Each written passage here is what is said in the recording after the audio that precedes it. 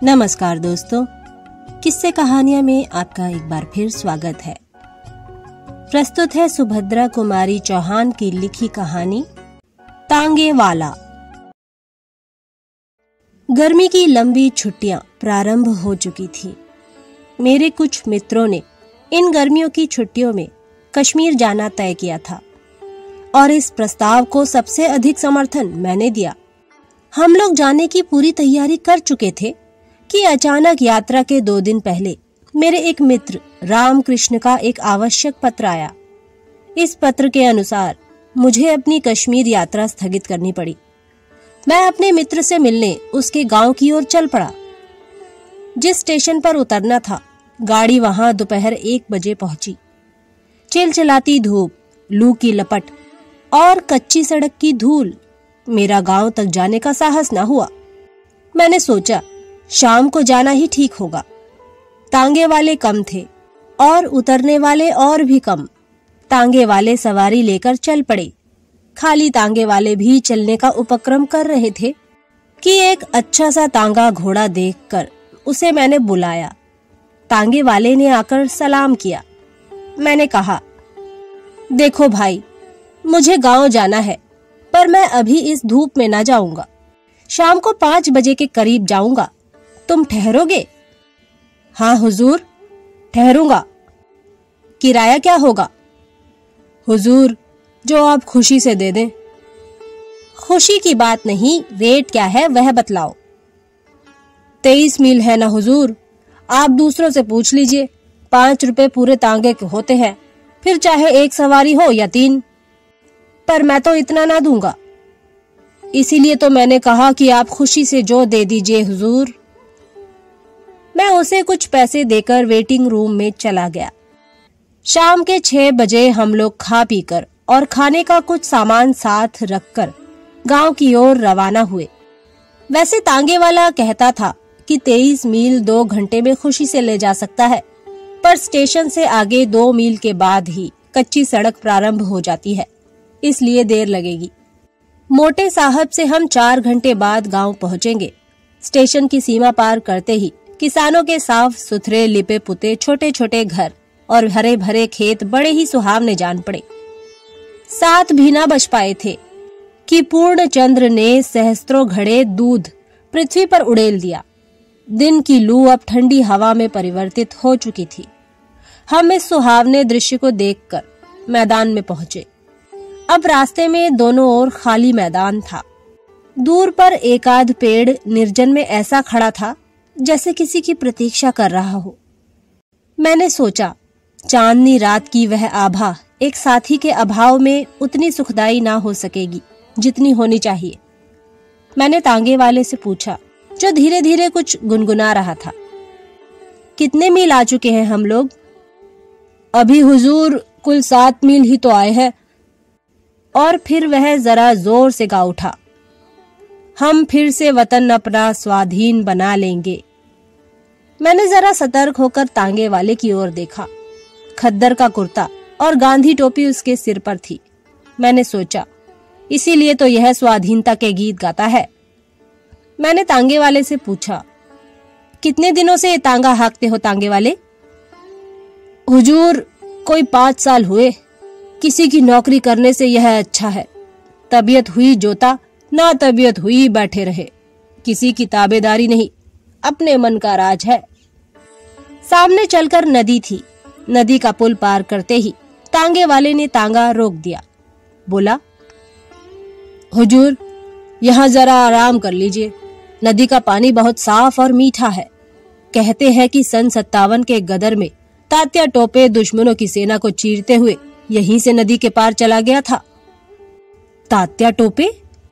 मैंने मन में सोचा, इसे इतिहास का भी कुछ ज्ञान है। तांगे वाला फिर बोला, हाँ हुजूर, तात्या टोपे नदी के पार जाना चाहता था। फिरंगियों की सेना ने उसे चारों ओर से घेर लिया था। फिर भी हुजूर वह इतना तेज, इतना फुर्तीला था कि 4-5 बड़े बड़े फिरंगी अफसरों के सामने से निकल गया अपनी सेना समेत, और उसका कोई कुछ भी न कर सका। मुझे तांगे वाले के मुंह से इतिहास की कहानी बड़ी ही रोचक लगी। मैं जानता था कि आखिर इस तांगे वाले के मन में क्या है। मैंने पूछा। फिर क्या हुआ? और मैं तांगे से उतरकर उसके पीछे पीछे चला। वह बोला, सन 57 के गदर में अगर हिंदुस्तानियों में एका होता तो पासा ही पलट जाता। हाँ, पर तकदीर और फूट जो ना कराए सो थोड़ा। मौलवी अहमद शाह और तात्या टोपे सरीखे देशभक्त वीरों को भी हम ही में से धोखेबाज लोगों ने धोखा देकर दुश्मनों के हवाले कर दिया। खून खौल उठता है हुजूर यह बात सोचकर। मैंने पूछा, तुम पढ़े लिखे हो? तांगे वाला उत्साह के साथ बोला, बहुत कम हुजूर। हिंदी अच्छी तरह पढ़ लिख लेता हूँ, अंग्रेजी भी थोड़ी जानता हूँ। पर हुजूर, जब से 57 के गदर का इतिहास पढ़ा और यह जाना कि फिरंगी कैसे आए और कैसे फैल गए सारे हिंदुस्तान में, यह जाना तब से हुजूर बदले की भावना से रात दिन जलता रहता हूँ। सरकारी नौकरी इसीलिए नहीं की। मेरा बाप डीसी की अर्दली में था, मुझे वह जगह मिल रही थी। मैंने ठोकर मार दी। माँ बाप नाराज हो गए तो घर ही छोड़ दिया। तब से यहाँ हूँ, यह तांगा चलाता हूँ। पर तांगे पर भी किसी साले फिरंगी को बैठाकर तांगा ना हाँकूंगा। क्यों? फिरंगी को ना बैठाने की कसम क्यों खाली है? सारे हिंदुस्तान में गदर के समय इन फिरंगियों ने क्या कम जुल्म किए हैं। गांव के गांव जला दिए, औरतों को बेइज्जत किया, निरपराध लोगों को तोपों के मुंह में बांधकर उड़ा दिया। फिर सन 57 की दूर की बात जाने दीजिए, अभी की ही बात है। पंजाब में उन्होंने क्या कम किया है? जलियांवाले बाग को कौन भूल जाएगा? घाव ताजा है हुजूर। इन फिरंगियों को देखते ही उस पर नमक पड़ जाता है। इसीलिए मैंने कसम खाई है, इन्हें तांगे पर कभी ना बिठाऊंगा। मेरा मन इनसे बदला लेने के लिए बार बार उमड़ता है। इतने में हम नदी किनारे पहुंच गए। मैं एक चट्टान पर बैठ गया। पास ही एक दूसरी चट्टान पर तांगे वाला खड़ा था। उसने लोटा भर पानी लाकर मेरे पास रखा। मैंने कहा, नहीं जी तांगे वाले, मैं तो नदी पर ही हाथ मुंह धोऊंगा। पर हाँ, तुम्हारे विचार तो क्रांतिकारियों जैसे हैं। तुम्हारा नाम क्या है? किसी क्रांतिकारी को जानते हो? मेरा नाम हुजूर रामदास है। किसी क्रांतिकारी को जानता नहीं, नाम सुने हैं, उन लोगों के जीवन चरित्र पढ़े हैं, पर उन लोगों में भी मुखबिर बनने वालों की कमी नहीं हुजूर। नहीं तो उन लोगों ने भी अब तक कुछ कर लिया होता। महात्मा गांधी के सत्याग्रह आंदोलन में भी बहुत दिनों तक शरीक रहा हूँ। 2 बार जेल भी हो आया हूँ हुजूर, पर तबीयत नहीं मानती। मेरे अंदर से तो जैसे कोई पुकार उठता है, गदर। सन 57 का सीन एक बार दोहराया जाए, इन फिरंगियों से कसकर बदला लिया जाए, तभी हमारा और हमारे देश का उद्धार होगा। मैंने कहा, हम निहत्ते कैसे बदला ले सकते हैं रामदास? सन 57 की बात ही और थी। तब हमारे पास हथियार थे, अब तो हम लोग बिल्कुल पंगु कर दिए गए हैं। हुजूर, यही तो बात है। तांगे वाला बोला, हमने जबान खोली और हमारे ही भाई बंधु हमें गिरफ्तार करने पहुंचे। हमारे ही में से हमें सजा सुनाने वाले आए, हम ही में से हम पर पहरा रखने लगे। अगर यही सब एक मत होकर एक साथ काम करे तो हुजूर, हथियार उठाने का भी काम नहीं। हमारा स्वराज्य हमारी मुट्ठी में जानिए। लेकिन 10 अगर सच्चे जी से काम करने को तैयार रहें तो 20 धोखा देने को तैयार रहेंगे। अगर हिंदुस्तानियों में एका ही होता तो क्या मुट्ठी भर विदेशी हम पर शासन कर सकते थे? तांगे वाले ने एक दीर्घ सांस ली और हम दोनों उठकर नदी में हाथ मुंह धोने लगे। इसी समय बड़े ही करुण स्वर में किसी के गाने की आवाज आई, हम गरीबों का खुदा नींद में सोया होगा, हम गरीबों का खुदा। थोड़ी देर बाद जिधर से गाने की आवाज आई थी उधर से बिलख बिलख कर रोने की आवाज आने लगी। मैं चौंक कर देखने लगा। तांगे वाले ने बतलाया, हुजूर, यह एक पगली है, कभी कभी इधर दिख जाती है और अक्सर रात के समय गाती है। कभी रोती है, कभी हंसती है।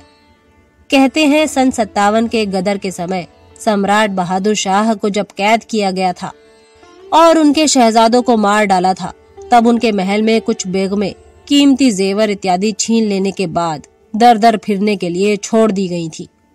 यह पगली उन्हीं में से कोई है। फटे कपड़े पर इस गरीबी में भी हुजूर, उसकी चाल चितवन, बातचीत सब शाही ढंग का है। वह मामूली औरत नहीं जान पड़ती। मैंने तांगे वाले से कहा, तुम उस स्त्री को बुलाओ, मैं उससे बात करूंगा। तांगे वाला बोला, वह किसी से नहीं बोलती हुजूर, ना किसी की तरफ देखती है। कहाँ रहती है, क्या खाती पीती है, कोई नहीं जानता। कभी कभी यहीं नदी किनारे दिख जाती है। ना जाने कितने वर्षों से इसी तरह गाती है, रोती है, हंसती है, पर आज तक कोई उससे बात नहीं कर सका है। मैं आश्चर्य में था। खैर, खाना खाकर हाथ मुंह धोकर हम लोग फिर तांगे पर आए। तांगे वाला ना जाने कितनी बातें मुझे बतला चला। शुरू शुरू में तांगे पर बैठकर मैंने एक साथी के अभाव का अनुभव किया था, किंतु ये 23 मील कब खत्म हो गए मैं जान भी न पाया।